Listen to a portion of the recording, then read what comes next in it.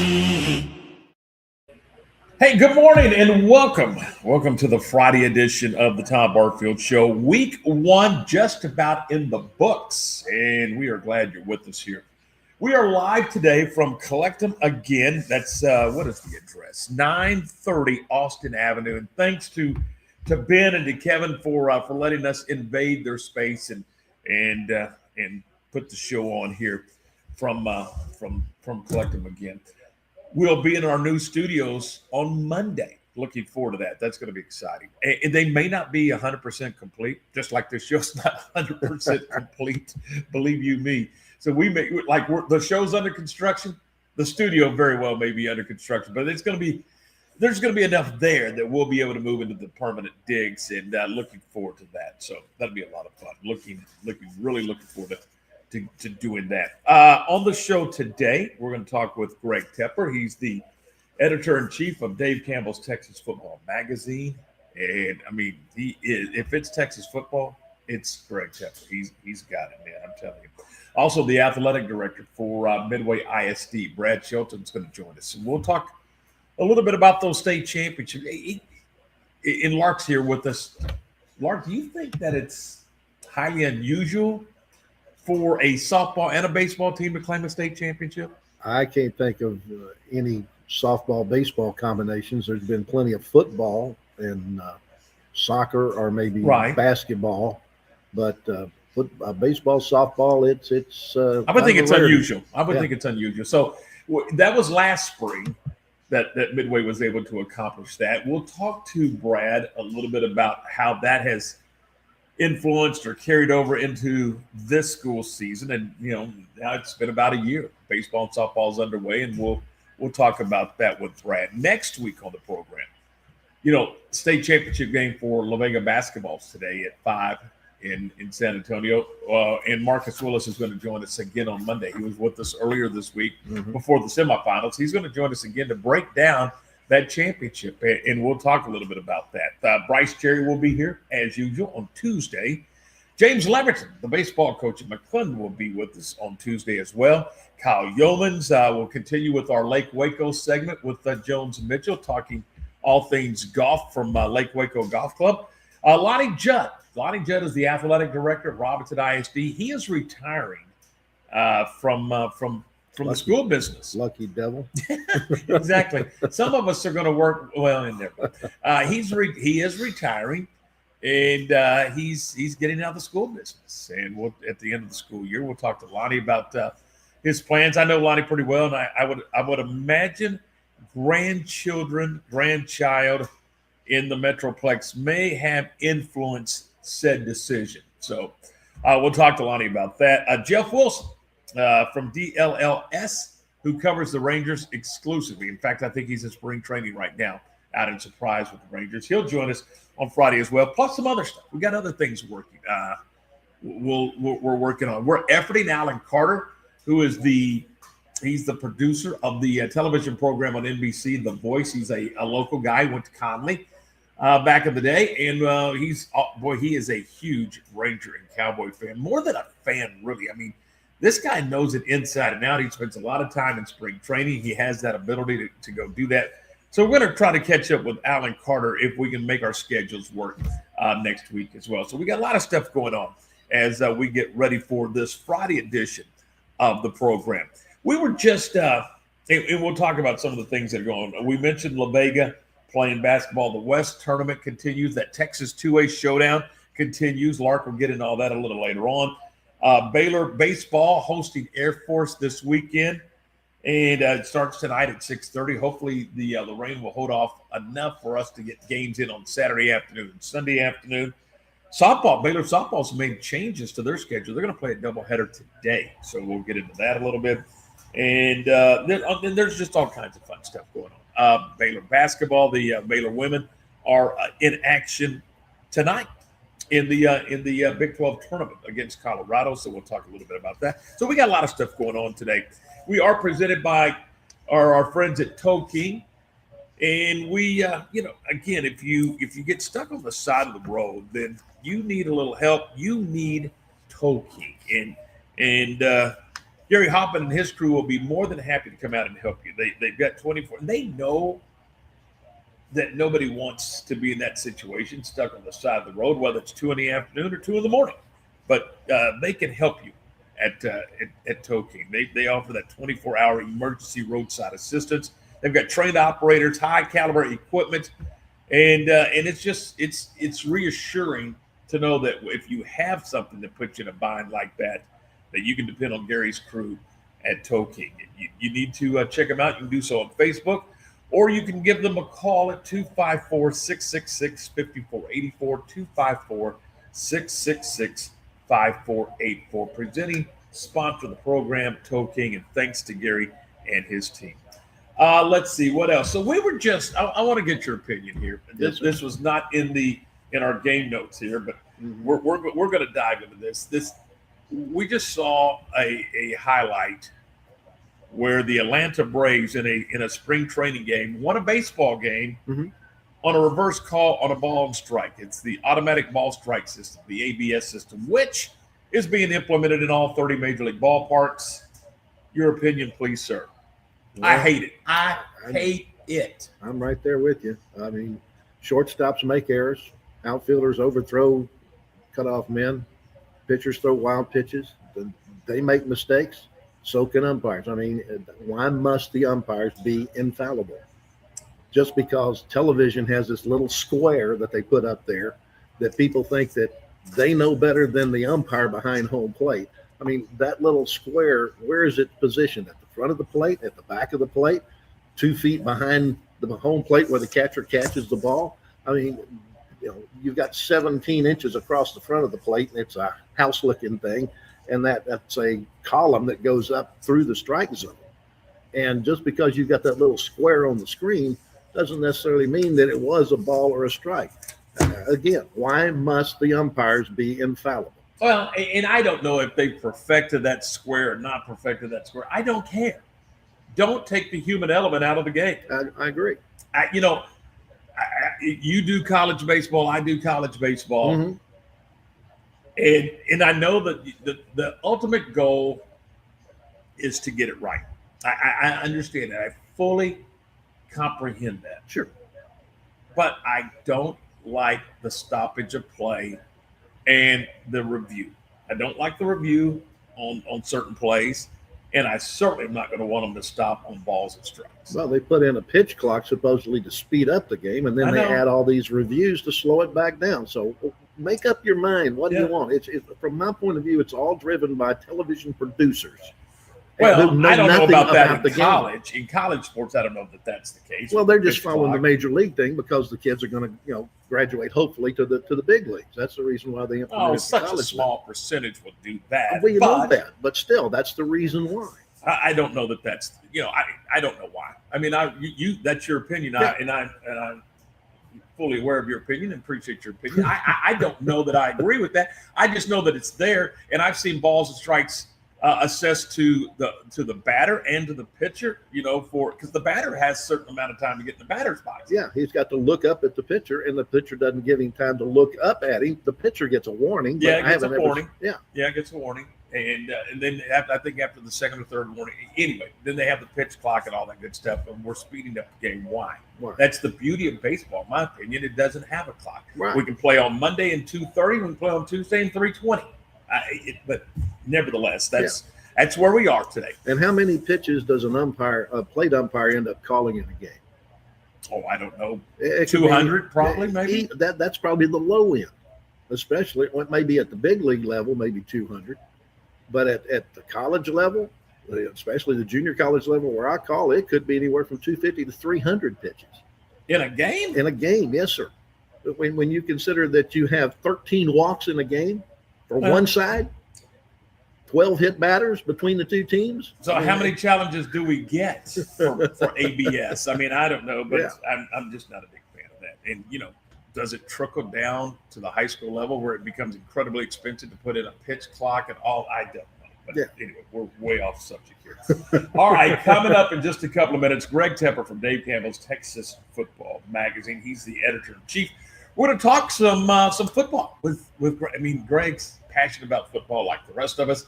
We'll talk that football with Greg next.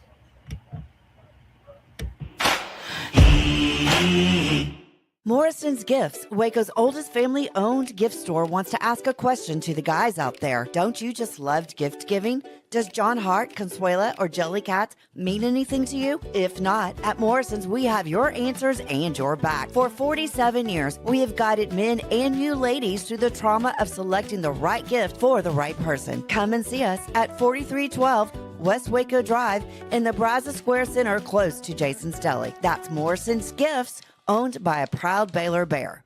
Lake Waco Golf Club is a semi-private facility nestled along the north point of Lake Waco, one of the few facilities in Texas to have a full 18-hole regulation golf course as well as an executive 18-hole par 3 golf course. Plus, check out their bar and grill, which is open to the public. And if you're not a golfer, then enjoy time by the pool or even enjoy fishing around Lake Waco. Become a member today and call to book your tee time. Lake Waco Golf Club, where family and friends fun begins. Check them out at lakewacogc.com for more information. Bumblebee Blinds of Waco and Temple is your one-stop shop for custom window treatment, transforming your vision into reality. Choose from a selection of shades, blinds, shutters, and curtains. Bumblebee Blinds stands behind our service and products, ensuring peace of mind with our trusted warranty. Call Bumblebee Blinds today to schedule your design consultation. Bumblebee Blinds, simplifying window treatments one covering at a time. BumblebeeBlinds.com. Being stuck on the side of the road is stressful no matter what time it is. Tow King is here to help. A locally owned and operated family-run business, Tow King offers 24-hour emergency roadside assistance with trained operators and high-caliber equipment for damage-free towing. Tow King of Waco is a company you can count on. Call Tow King the next time you need help. Check them out on Facebook, and remember, slow down or move over.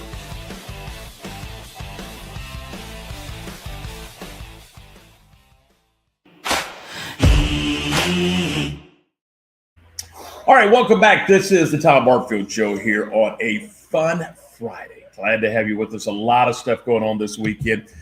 We are efforting Greg Tepper from Dave Campbell's Texas Football Magazine. Oh, we got Greg. Good morning, Greg. How are you, buddy? I am great, boys. How are you guys doing? Terrific. We appreciate your time. I thought you were on the road today. You know what? I thought I was going to be on the road too, but finished up early, and I would I would pull over to the side of the road to talk to the great Tom Barfield. Man, I appreciate your time today. So what's a day in the life of Greg Tepper look like without regular season high school football? Yeah, just staring out the window, waiting for fall, right? That's part of what we're doing. But at the same time, we've already started. We're already deep in production for the 2026 summer edition of Dave Campbell's Texas Football, the 67th annual edition, and my 16th here with Dave Campbell's. And that is a long process that just has to start early. So, for example, high school football coaches have already been hearing from me, getting to get questionnaires in. That's where we get a lot of the nitty-gritty information about each team, how many starters you have coming back on offense, how many lettermen are returning, et cetera. So we're already hard at work. We're assigning out, figuring out what the big stories in Texas high school football and Texas college football are going to look like. And so it's a long process, but it's got to start early. And so that's we're already hard at work.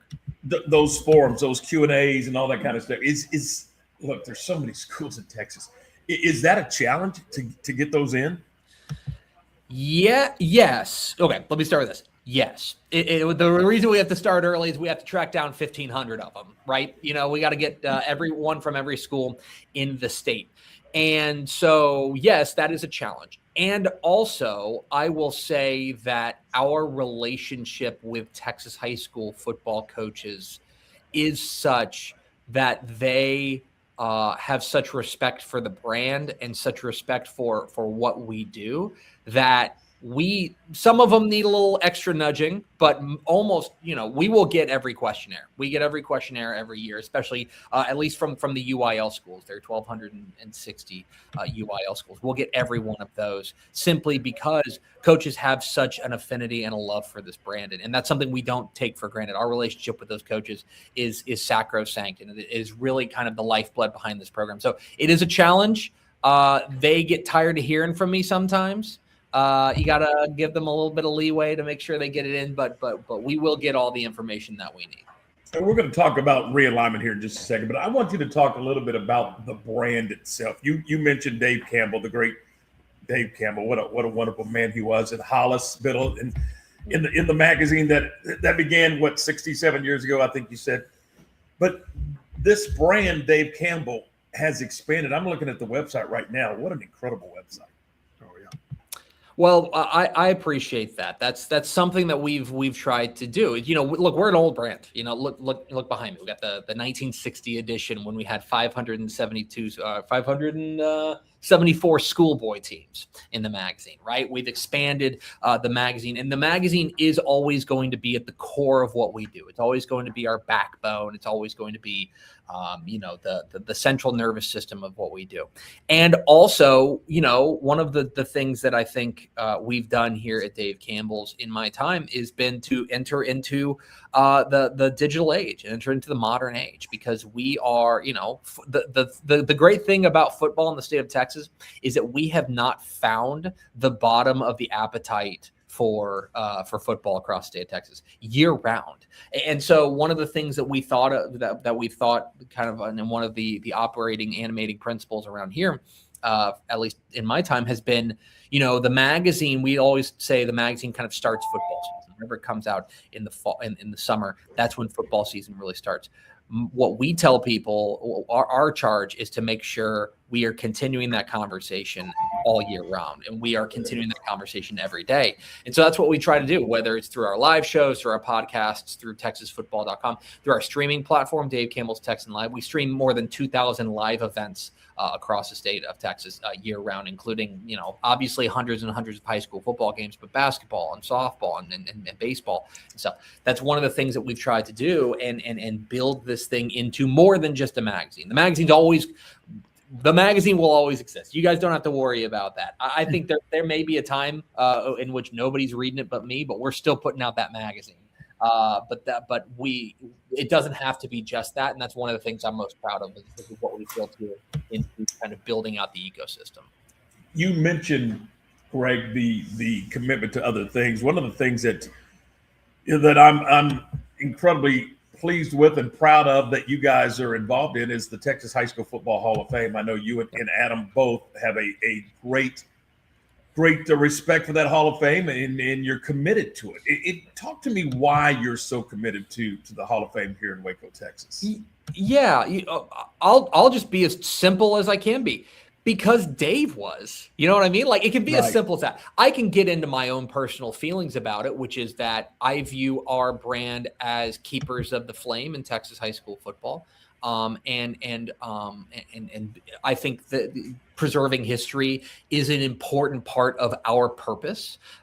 Being historians and being archivists for Texas high school football, I think matters. It's why the print product, I think, is so important, because that is that tangible legacy. That's one thing. So I can get into my own personal reasons. I know that our president, Adam Hochfelder, feels the same way as far as just the importance of preserving history. And also, let's just take a step back. Dave Campbell was so instrumental in the Texas Sports Hall of Fame and the Texas Sports Hall of Fame moving to Waco. He was there. There are some people, I won't go so far as to say, because it would sound a little self-serving for our brand, but there are people who would say that Dave Campbell kind of saved the Texas Sports Hall of Fame, that it was in kind of the greater DFW area. It wasn't doing well. And Dave Campbell kind of took it under his wing and said, you know what, I want to make this a big deal. Let's move it to Waco. He kind of rallied the troops and got people on board with it. And so that is kind of part of the legacy keeping around here for us, is that the things that were important for Dave Campbell, we want to make sure those are pillars for what we do. And the Texas Sports Hall of Fame and the Texas High School Football Hall of Fame are integral to that, not just as part of our legacy, but also as kind of historians for Texas high school football, and making sure that we are remembering, the legends of this sport. I think it was Grand Prairie, wasn't it? It was kind of tucked in there. Yeah. Okay. Let's dive into the UIL realignment, which is always fun. 6A, we always had the District of Doom. It looks like if the District of Doom may be a 5A district with DeSoto and those guys. So talk to me about 6A and in District 12, District 11, really 6A with the Duncanville. How do you look at that district? Is that going to be one of those premier districts in the state of Texas? I think so. I think it's got a conversation's kind of got to start around there because when you take a look at what 11-6A has, it still has Duncanville, right? A team that went to a state championship a year ago. It still has Waxahachie, right? Which was a team that was an 11-2 team a year ago, really strong coming off of a great year. Even losing teams like the defending state champ DeSoto and even losing teams like Cedar Hill who dropped down to 5A. Well, you're thinking, okay, well, cool, things are going to ease up. Well, all they do is they loop in North Crowley ISD, the team that won the 2024 state championship 6A Division I. And so they loop them in to take over, into that district as well. That was a real shocker to me that the UIL went that way. I know why they did it. There's they've got to put these puzzle pieces together, and there is an argument to be made that this is the way that it best fits together. But certainly what it does is it gives you kind of a top three there, especially in Duncanville, North Crowley, and Waxahachie, that are as good as it gets. Last year, according to the Dave Campbell's Texas Football Computer Rankings, those were 3 of the top 12 teams in 6A last year. All together in one district. And that just doesn't happen very often. You may lose a team like DeSoto because they're down in 5A now. But I think you can make the argument that the district is just as strong simply because you're looping in North Crowley. And by the way, Crowley has had great years as well. I think that you can't necessarily count them out either. So yeah, I think District 11, 6A is kind of going to be the power nexus, at least in the DFW Metroplex in Class 6A. Greg, talk to me a little bit about District 12. I think that's going to be a fun district. Relatively speaking, these are schools that are all fairly close together and have played each other year in and year out. I think this has a chance to really be a fun district. I think you're spot on. And I'll tell you that the word that keeps coming back to me about District 12, 6A is tight.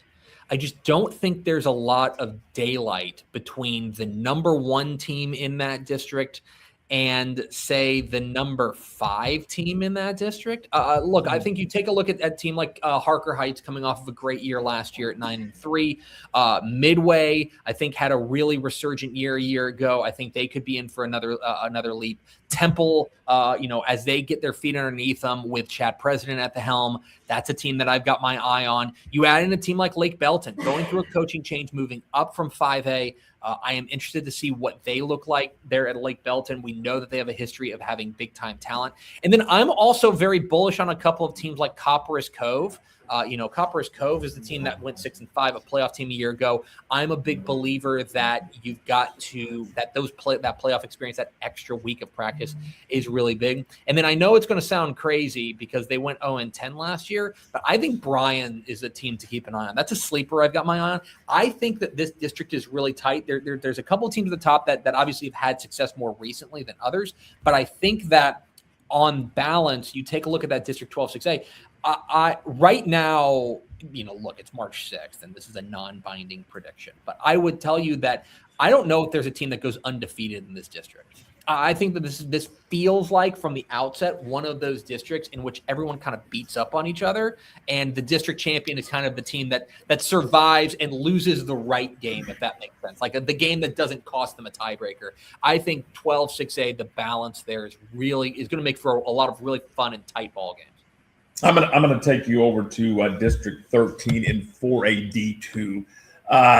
We knew we were going to lose China Spring. We knew we were going to lose Lorena. Lorena went down to 3A. You felt like Salado was going to slide in there, but I kind of thought that they would. I kind of thought maybe Hillsboro had a chance to come down, but Brownwood from out west, that kind of caught me off guard. How about you? Can I tell? I just think. One of the things that I think is interesting and important to note about y'all's neck of the woods, especially there in kind of central Texas, is the UI can do anything they want with Central Texas. They can send them west, they can send them east, they can send them north, they can send them south. And in this instance, they send them south functionally. Well, they send them south and west. What I mean by that is you take a look at District 13, Waco, La Vega, and Robinson, right? Connolly and Salado. Gatesville, they swing over from District 12 to District 13.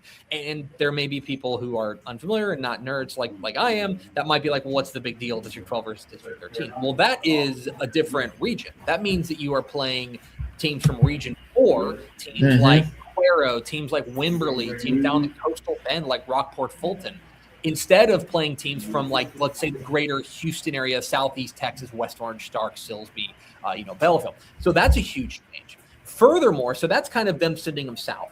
They also sent them west by looping in Brownwood. And Brownwood has got to feel like, what in the world is going on? Because they moved down from 4A Division 1, and they swing over from District 4 to District 13.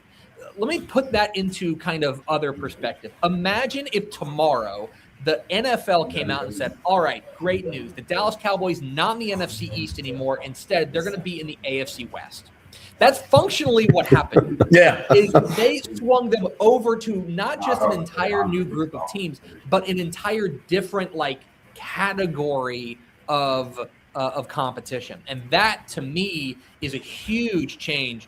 District 13, I'll tell you, especially that top three, La Vega, Robinson, Brownwood, is going to be a lot of fun. I think Connolly is a real bounce back candidate after last year, and then Salado coming off a really, really nice win, a nice year rather. They move into, I think, a much tougher district, but I'm interested to see how they bounce back, especially if they can get that defense going. And a lot of it does have to do with location. And you look at in 4A D2, you look at District 11, there's 8 schools, but then you swing over to District 5 out of Region 2, there's 4 schools. You're in the playoffs in March. You know that you're in the playoffs in March for next fall. Yeah, and there's a couple of different kind of things there happening. First of all, you mentioned District 11. Yes, that is a big district. I think people might look at that and say, oh my gosh, eight teams in a district. Well, the UIL has a rule that if you are in the same school district, you have to be in the same district, in the same classification. And so that's a Houston ISD district, Houston Yates, Houston North Forest, et cetera. There just happens to be 8 of them. So they all get piled into the same clown car, right? The other one that you mentioned, District 5, that's a unique story because when UIL realignment came out, we're flipping through the alignments and we see this school, Uplift Hampton Prep. And look, I cover high school football for a living. I'm really into it. I had never heard of this team. I'd never heard of this school. And so we kind of started digging around. Well, it turns out it's a charter school kind of in kind of the greater DFW area. They announced after the fact that they are not going to be playing UIL football. They are withdrawing from the UIL. So that was a 5-team district with Glen Rose, Hillsborough, et cetera. And now it's a 4-team district. And so congratulations to the Bulldogs of Venus, who have not made the playoffs since 2015, who are now here on March 6th, bold prediction, going to make the playoffs. Like, they're guaranteed a spot in the playoffs. I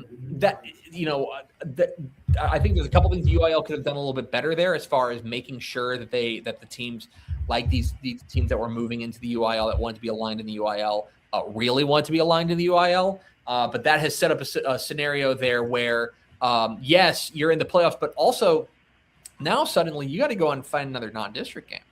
Like that's one of the things that you mentioned the 8-team district, right? With Yates, North Forest, et cetera. Here's the good news for them: they only got to find 3 non-district games.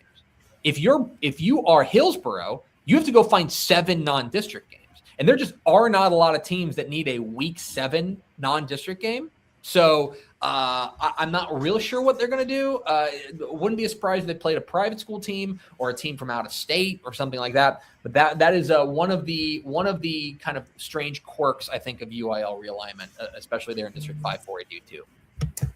All right, Greg, give me one district, 1A to 6A. I don't care. One district where you went, wow, this is a district. Yeah, there's a couple of them. One of them I think is going to be kind of obvious to play the hits here. If you go, we talked a little bit about one of the districts that's doing in District 6A, or in 6A rather, in 11-6A, I would take a look at District 17-6A, where you've got Summer Creek, North Shore, CE King. North Shore won the state championship a year ago. CE King was the state runner-up a year ago. Summer Creek was in a title game a couple of years ago. You add in Atascocita, who had a disappointing year last year, but that is a district that, because it's not really new, it's just like, I think that might fly under the radar. That is a district that I am really interested in. And then the other one that I want to point out there, and this is, if that's playing the hits, let's go and do one that's about as hipster as it gets. Okay. Let's go to District 1 2A Division 2. Okay. So this is the smallest classification. District 1 is going to have Groover, who was a state semifinalist a year ago, Stratford, who lost to Groover in the regional final, Bovina, who was one of the most remarkable teams in Texas high school football last year. They entered the playoffs, I think, I think they were 3-4 or 3-5. And then they won a couple of games and made massive upsets to get into make it to the regional semifinals. So that would be tough enough. You've got 3 teams that played at least 3 rounds deep. You are adding in a state semifinalist from 2A Division 1 in Stinnett, West Texas, which drops down to 2A Division 2. So you have 2 state semifinalists in the same district. That is as ludicrous as it gets. Poor Vega, who was the only team that didn't make the playoffs last year in this district, didn't just not make the playoffs. They're the only team that didn't play on Thanksgiving last year in this district. That is 2A Division 2, again, way up there in the panhandle. But that is one of the most dynamic districts in Texas high school football. One that I think when district play rolls around in October, I'm going to be really fired up about. Greg, we got to do more. We're up against the clock. I got 9 million more questions, so you got to come back. Talk to me a little bit about the website and in the subscription and why do I want to subscribe, and for those nerds like us that just absolutely eat, breathe, and sleep Texas high school football. Look, we are year-round covering Texas high school football and Texas college football on TexasFootball.com. If you become a Dave Campbell's Texas Football subscriber, you get all sorts of great stuff on the website. You get 2,000 live streaming events on Texan Live. But let me just speak to give the people what they want. You get the 2026 summer edition of Dave Campbell's Texas Football mailed to you before it hits newsstands. You get it early. Like, we make sure we take care of our subscribers before it goes out into the wild. And so if you want to get it first, if you want to be the one to have it, that's going to be able to mark it up before your neighbor, TexasFootball.com/subscribe is where you want to be. Buddy, thanks. Always a pleasure. Absolutely, guys. Appreciate you having me on. We'll see you soon. That's Greg Tepper, editor-in-chief of Dave Campbell's Texas Football Magazine here on the Tom Barfield Show. We're brought to you in part by Morrison's Gifts, Waco's oldest family-owned gift store, and they are located at 4312 West Waco Drive in the Brazos Square Center, and it's just right down the strips, right down the center from Jason's Deli. So we all know where Jason's Deli is. You go right down there. And guys, let me tell you, whether it's a holiday, whether it's an anniversary or a birthday or whatever, or whatever you need, Morrison's Gift's going to take great care of you. Sally and her team, you just go in and go, I need help. This is what I'm looking for. Or I've gone in there before and said, Sally, I have no clue what I'm looking for. I just need a gift that makes sense. And here's my budget, blah, blah, all those good things. And Sally and her team will take great care of you. And it's a cool place. I mean, I got 9 million different things to pick from. So you're going to like going in there, guys. And you really don't have to shop. You just go in there to buy, because Sally's going to take care of you on that. You just go in there and tell her what you need. She's going to find it for you. You're going to go to the cash register. You're done. You're out. You can even get it wrapped and all that kind of stuff. So it is it's a one-stop shop, and your wife's going to love it. Your girlfriend's going to love it. Your daughter's going to love it. I promise you they will. 4312 West Waco Drive. It's Morrison's Gifts, and we're back with more in just a moment. Since 1996, Double R Old Fashioned Hamburgers at 18th and Herring has been serving Waco's best burger. There's nothing better than a delicious burger cooked just the way you like it, with garden fresh toppings on a buttered bun. Add tots, fries, curly fries, or onion rings for a perfect meal. So what are you waiting on? How about Double R Old Fashioned Hamburgers today? Double R Old Fashioned Hamburgers is open Monday through Friday from 10 a.m. until 4:30 p.m. and Saturdays from 10 a.m. until 2 p.m. Double R Old Fashioned Hamburgers. And don't forget to ask about Double R's catering. Being stuck on the side of the road is stressful no matter what time it is. Tow King is here to help. A locally owned and operated family-run business, Tow King offers 24-hour emergency roadside assistance with trained operators and high-caliber equipment for damage-free towing. Tow King of Waco is a company you can count on. Call Tow King the next time you need help. Check them out on Facebook, and remember, slow down or move over.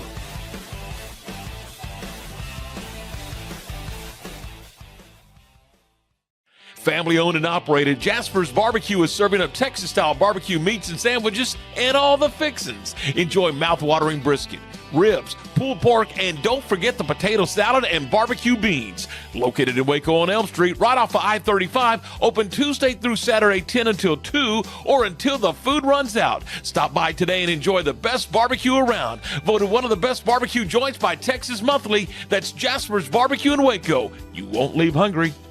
Morrison's Gifts, Waco's oldest family-owned gift store, wants to ask a question to the guys out there. Don't you just love gift giving?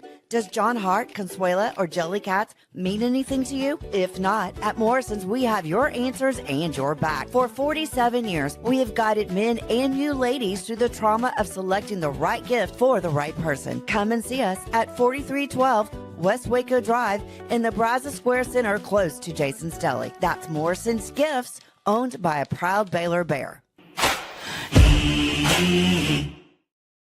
Welcome back. This is the Tom Barfield Show, and we are on location again today. We are at Collectum again, 930 Austin Avenue. Thanks to the team here for allowing us to kind of invade their space and host the show here. We'll be in our new digs apparently on Monday, so excited about that. Hey, don't forget this, tomorrow they're going to have a sidewalk sale.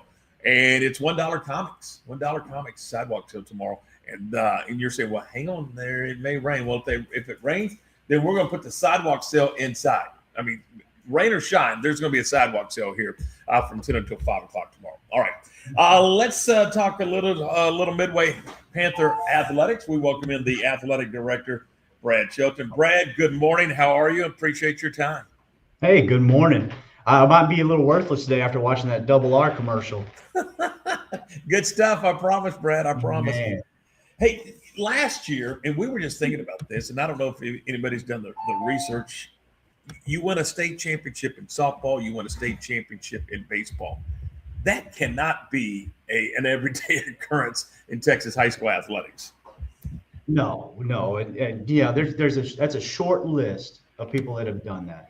And but we will always be the first to have done it in the biggest and largest classification in 6A, Division I. So that's something we will brag about for a long time coming, for sure. And rightfully so. Yeah, for sure. And it was absolutely one of the funnest experiences I've ever been in professionally, for sure. You know how it is. You're in this business, and I get to watch coaches coach their hearts out every day, and the kids just grind and work hard, and to see that kind of pay off and have that state championship in both, it was unbelievable. But particularly in softball, we all know how they lost it the year before in the state final game, being up 6-7 runs, and girl hitting the grand slam to walk us off, and just that level of disappointment. And one of the memories just cinched in my brain is when that girl hit that ball, there was no doubt it was going over the fence. I mean, I don't know if it come down yet, but every one of our kids on the field just dropped in unison. And man, it was just heartbreaking for them to respond and show up the next year and just go to work and be goal driven. And then for have it to pay off, while it wasn't the exact team, it was 90% of them. And man, that was just so rewarding. And it was just a feeling that, you chase, right? In this business, in competitive sports, you're chasing that. But that's one that will always be special just because of the way they responded. I'm curious, Brad, as the playoffs went along, did you see the softball parents kind of diving into the baseball program, and the baseball parents kind of diving into the softball program, and everybody just kind of coming together? Did it kind of unify what was going on between those two programs? Yeah, 100%. One of the things at this level, it's hard because softball is softball and baseball is baseball, and they're playing the same nights, and they're gone the same weekends for tournaments, or they may be playing opposing sides during the playoffs. So it's not often that, there's a lot of overlap, or the baseball team gets to come and support the softball team or vice versa. But, once we kind of got into it in the playoffs, we were able to schedule some things where we were actually at the same complex playing Conroe. So baseball was right across the seating from softball. So, there was a ton of overlap. When, we had several of our kids, baseball kids, come and watch softball. And then obviously in baseball games, several softball kids come, and our coaches here really, really work well together. Coach Williams, Coach Kornblum have a great relationship. Their staffs have a great relationship. So, when it got to it and they were able to support one another and be present for one another, man, it was fun. And you would go to that baseball state championship and a softball state championship. We had everybody, all fans outmatched 3-1 across the board in both. We fill that thing up, and, it reminds you of what a community thing high school athletic sports is. It's really a community endeavor. Whether it was coaches from 10 years ago, Tom Gladney comes to the games, Coach Rogers came to the games, seeing kids that graduated 10 years ago come and watch, who you haven't seen in years, just showing up because, hey, it's a state championship game. That's what you do, right? Man, it was truly a blast, and some memories I will never, ever forget. So that was last spring. Have you seen some carryover into your athletic program and into the classroom from a year ago? Because we all know that winning really makes for a good situation. Oh, for sure, 100%. And not just in those sports, but across the board. To your point, in the classroom, in the hallways, football season was pretty successful. You see it just kind of bleed into everybody, and coaches are competitive too, right? So, like our football coach, and our baseball coach are going at it each time, and, he's got something to hang over him, and so, it kind of drives everybody. But, it's the old saying, rising tides lift all boats. Well, it's the same when winning. Everybody kind of feels better. Our chest comes out a little bit more, our head raises a little higher, and it absolutely carries over. Not just in the building, but it also carries over in the sports, right? Like, so softball this year, they still have the chip on their shoulder. They're trying to defend that thing, and same for baseball. Now that the standard's been pushed a little higher. So for sure it carries over. So if I'm correct, you have somewhere in the neighborhood of about 18 sports that you offer at Midway for the student body. How is that, juggling those and managing those from your chair? Well, it's a 3-ring circus. That's the best way to sum it up. One thing I hope that our coaches would say about our athletic department, Denise Sampson, she's as good as gold, and she's the boss of this place. I just do whatever she tells me. She keeps me out of trouble and makes sure the wheels are spinning. But there's always, at any moment, a ton of plates spinning. Whether it's scheduling, whether it's transportation, maintenance requests, trying to fund this, trying to figure out how to pay for that. You got 18 at the high school, but we've got a ton of middle school too. And with the 2 middle schools, we've got about 90 coaches overall. And every one of them has needs, right? Every team has needs something, and we want all of them to be successful. So it really is juggling. The year's cyclical, that helps. You kind of, right now we're in the midst of spring, which is crazy. You got everything going: baseball, softball, track, powerlifting, soccer's going into the playoffs. You coming out of basketball, but it's also summer maintenance and staffing and scheduling for next year. And then you go and it's in a realignment year, and it's cyclical, but it's never slow. It's just you just got to get something done before the page turns, and it's on to the next time of the year. So it's always just juggling and spinning plates, but man, I wouldn't trade it for the world. You brought it up, so let's talk about it. Realignment. Most coaches and ADs kind of hold their breath on that Monday morning. I gotta kind of believe that you're pretty pleased with how this thing turned out for the next couple of years. Yeah, I wouldn't say if I could, if we could all sit around and drawn it up how it helps Midway the most, this is exactly what we would have done. But it's pretty good for us. We feel like we're a Central Texas team. We feel like our makeup, our level of competition, we fit in Central Texas with the Beltons, the Temples, the Coves, the Cleans, the North Dallas or North Austin areas.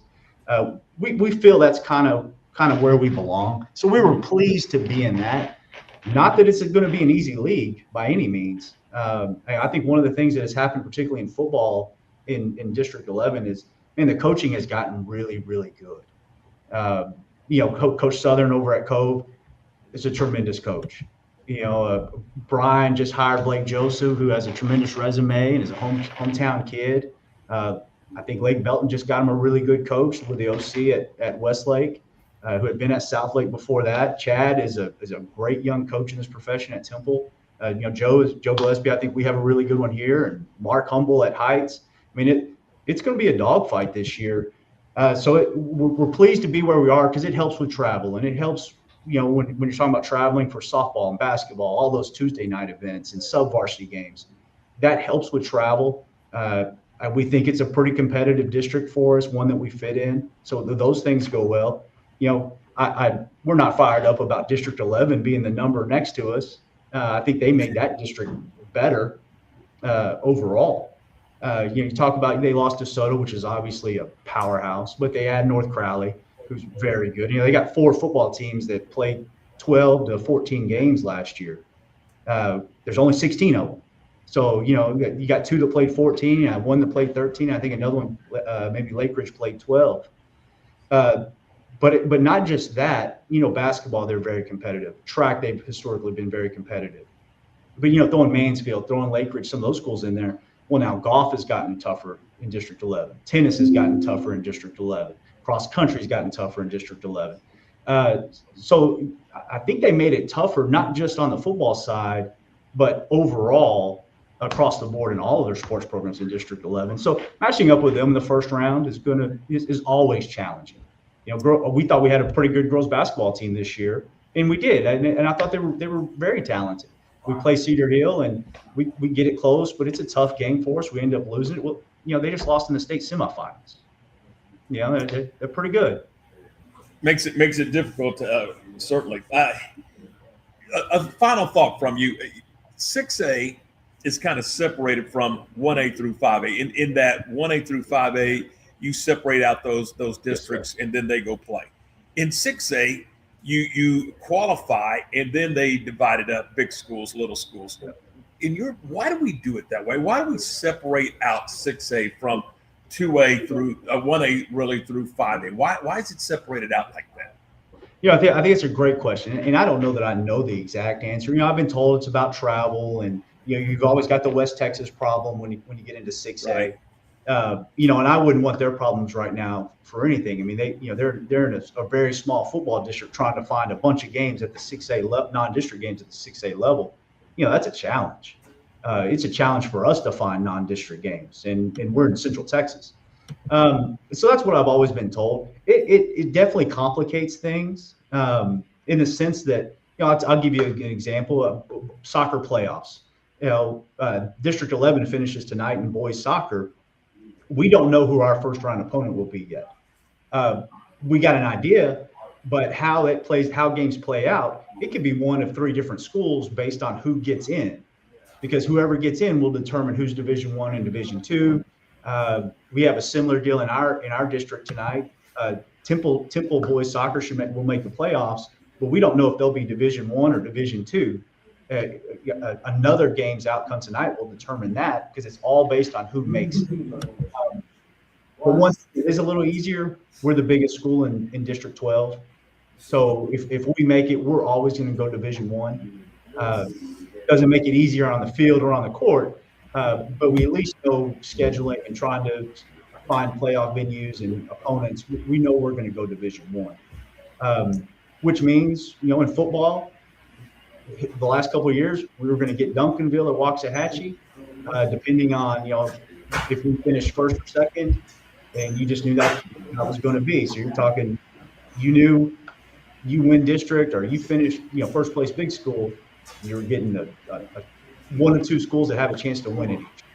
But yeah, that's just kind of our lot. So we're going to buckle up the chin straps and go play, right? Brad, I know it's a busy time, and I appreciate your time. Thanks. We kind of did a little State of the Union thing, but I wanted to get you on and talk a lot about realignment and talk about what was going on within the athletic program. I mean, it's just it's crazy to win 2 state championships, softball and baseball, like that.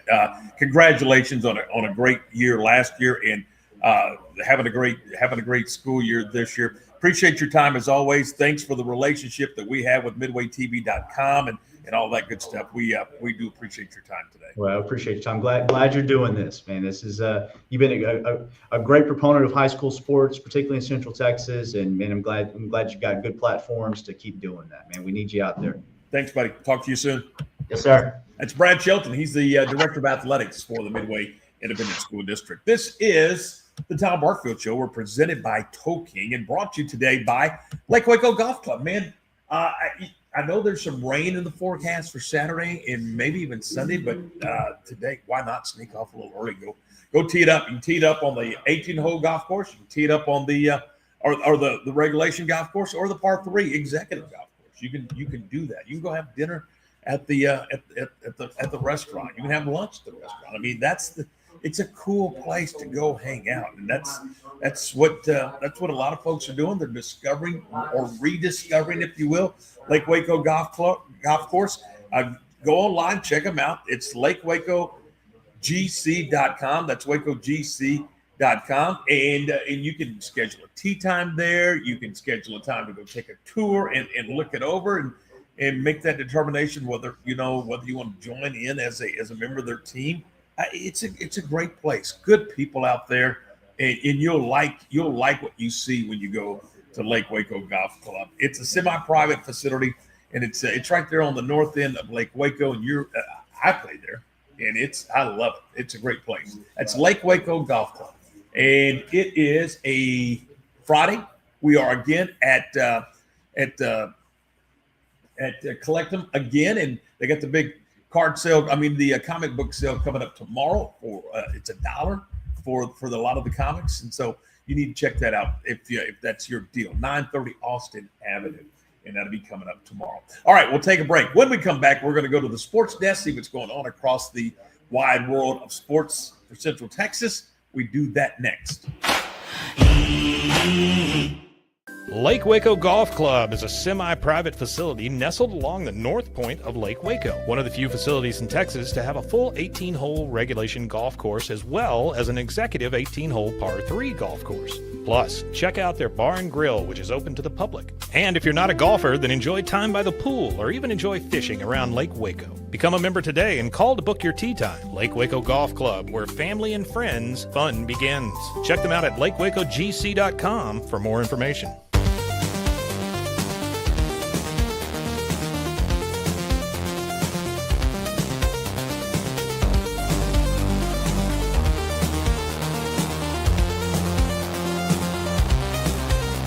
It's not just a glove, it's a 44 Pro. Crafted with dedication, made for performance, and built to last. Get your custom glove today at 44pro.com and experience the 44 Pro difference. That's 44pro.com, 44 Pro.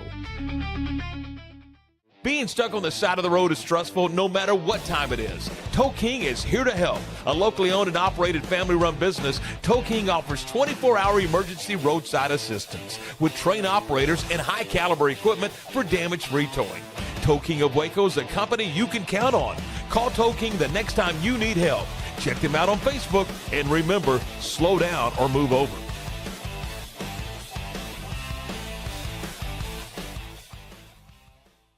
Farmhounds offers natural treats and chews made with quality products that support family farm, regenerative agriculture, and humane farming practices. Give your dog the best with wholesome, organic ingredients that promote health and happiness. Shop now at farmhounds.com. Hi, I'm Mitch, the co-founder of Cake, a sexual health and wellness company designed for today and designed for you. Yes, you. The entire product line can be found at hellocake.com, and it's also available in every Walmart near you.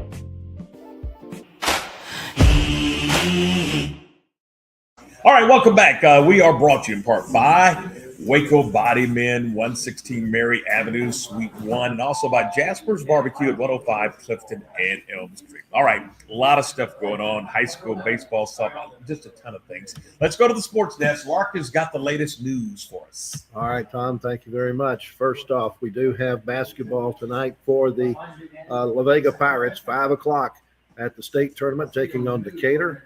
La Vega going for their 4th state title, and Decatur going for back-to-back state titles. This is a rematch of last year's 4A Division I championship game.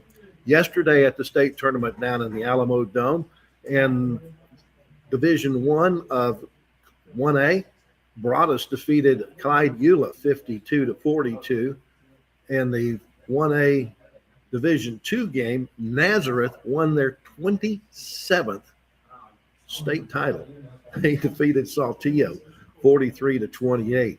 And 2A Division I, it was Panhandle defeating Mason 38-25. And in 2A Division II, Martins Mill was denied their 9th state title by Lipan, who won their 4th state title. The final was 42-35. Moving on to college basketball, the Big 12 women's tournament continues on. Yesterday, Texas Tech was upset by Kansas State 58-51. BYU defeated Utah 70-52. It was Arizona over Iowa State 76-68.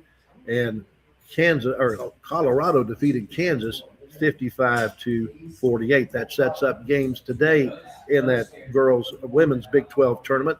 8 o'clock tonight, the Baylor women take on Colorado in the semifinal rounds. That's the quarterfinal rounds is what that is.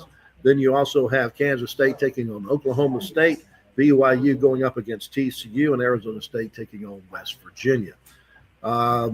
SEC women's basketball tournament yesterday. Oklahoma defeated Florida 82-64. So that sets up a game today with LSU, the number 4 seed. Texas, the number 3 seed, will be taking on Alabama. Alabama defeated number 6 seed Tennessee yesterday. So the number 3 seed Texas gets the number 11 seed Alabama. Big 12 men's basketball. There was a game yesterday between West Virginia and UCF. I forgot to write down the score.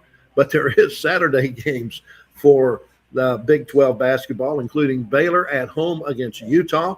TCU is at home against Cincinnati. Texas Tech on the road at Brigham Young. SEC men's basketball. The A&M basketball club is at LSU tomorrow, while Texas will be hosting Oklahoma. Texas OU on basketball. That doesn't quite have the not the same ring. No, not at all. Football.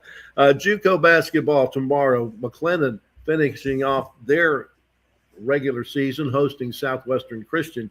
The women's game at 2, the men's game at 4. The Temple women are finishing off their season at Cisco, and Hill College will be at Ranger to finish off their regular season schedule. College softball, the Baylor Bears are taking on Iowa State. This opens conference play for Baylor and Iowa State. They're going to play a doubleheader today at Getterman Stadium. Also in Big 12 softball this weekend, you got Texas Tech at Houston. And then in the SEC, you got A&M taking on Tarleton State this weekend. They're also going to play Texas State. That's in a tournament, and I'm not sure exactly where they're playing that. Texas is taking on South Carolina in college softball. College baseball, there's baseball at Magnolia Field at Baylor Ballpark this evening as the Baylor Bears host Air Force. What time's first pitch, sir? 6:30. 6:30 first pitch, okay. Actually, 6:35. Somewhere in that neighborhood, yeah. Then you've got TCU taking on Tulane. Texas Tech's at home against Penn State. Over in the SEC, Arkansas is at home against Stetson. A&M hosting Oakland. Oklahoma against Santa Clara. The Texas Longhorns are playing somebody called South Carolina Upstate. I've never heard of them. More about it. JUCO softball this weekend. The Temple girls are at Galveston. JUCO baseball. The McLennan Grayson series will continue in Denison on Sunday. They were first scheduled for Saturday, but the possibility of rain on Saturday, they've decided to move that on Sunday. I've looked at the weather forecast. Sunday looks pretty good for baseball, so that's when they will complete that 4-game series. They split the series here in Waco with Grayson winning the first game, McLennan coming back in the nightcap. Also in JUCO baseball this weekend, Hill is at Ranger and Temple will host Vernon. Then we got some high school softball scores from yesterday. Copper's Code shut out Bryan 15-0. Harker Heights over Killeen 21-1. Bosqueville defeated Conley 10-2. It was Waco High shutting out La Vega 3-0. Mart over Clifton 6-1. Troy beat Wooden by the same 6-1 score. China Spring had a slugfest with Lake Belton. China Spring winning 16-15. And Robinson lost to Hendrickson 15-8. There's plenty of softball and baseball going around the Central Texas area this weekend. One and final note, day one qualifying of the Central Texas stop of the Professional Bass Tour saw Chris Lane of Alabama take the early lead, catching 23 scoreable bass that weighed a total of 56 pounds and 12 ounces. That's 5 pounds, 5 ounces better than second place Jeff Sprague. Waco anglers Alton Jones Jr. caught 11, totaling 31 pounds, 33 ounces, and his dad Alton Jones caught 9 for a total of 17 pounds and 4 ounces. That qualifying round continues today at Lake Whitney, with the knockout round and championship rounds to be held at Lake Waco Saturday and Sunday. And that's what's going on in the sports news. All right, thanks so much. And you mentioned Lipan in her state championship. That's Amber Branson, and I believe that is her 4th state title. She's also the athletic director at Lipan, and she's won well over 400 games. And, man, you're talking about a dynasty at Lipan. She's got one. All right, we're brought to you in part by Double R Old Fashioned Hamburgers, 18th and Harriet. I was there yesterday. Oh, man, what a good burger. Good burger, had fries, drink. Oh, good stuff. You can do it, too. They're open Monday through Friday from 10 until 4:30, Saturday 10 until 2. That's Double R Old Fashioned. Take a break, come back with the final word. Being stuck on the side of the road is stressful no matter what time it is. Tow King is here to help. A locally owned and operated family-run business, Tow King offers 24-hour emergency roadside assistance with trained operators and high-caliber equipment for damage-free towing. Tow King of Waco is a company you can count on. Call Tow King the next time you need help. Check them out on Facebook, and remember, slow down or move over.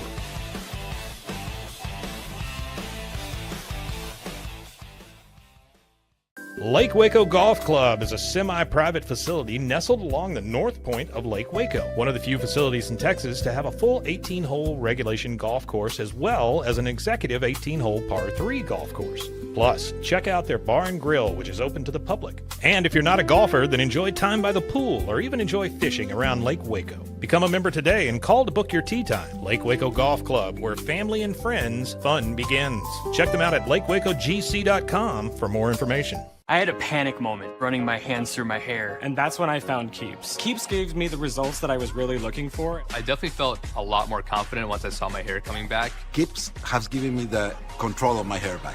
Get your first month free at Keeps.com.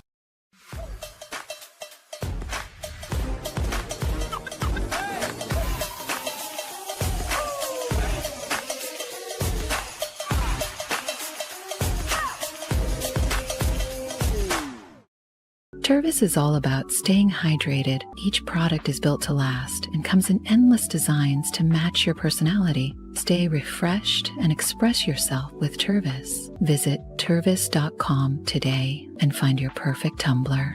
Welcome to Kit.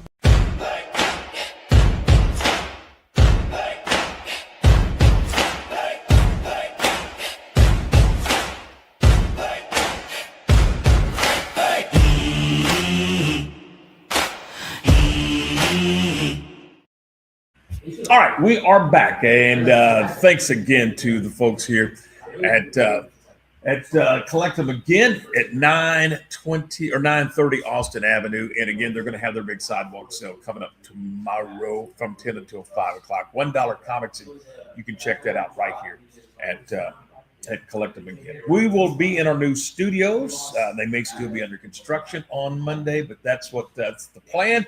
And we're going to talk La Vega Pirates basketball again on Monday with Marcus Willis and a whole lot more. So look forward to that. Have yourself a great weekend. Enjoy your sports this weekend, and we'll see you Monday at 10 a.m. on the Tom Barfield Show.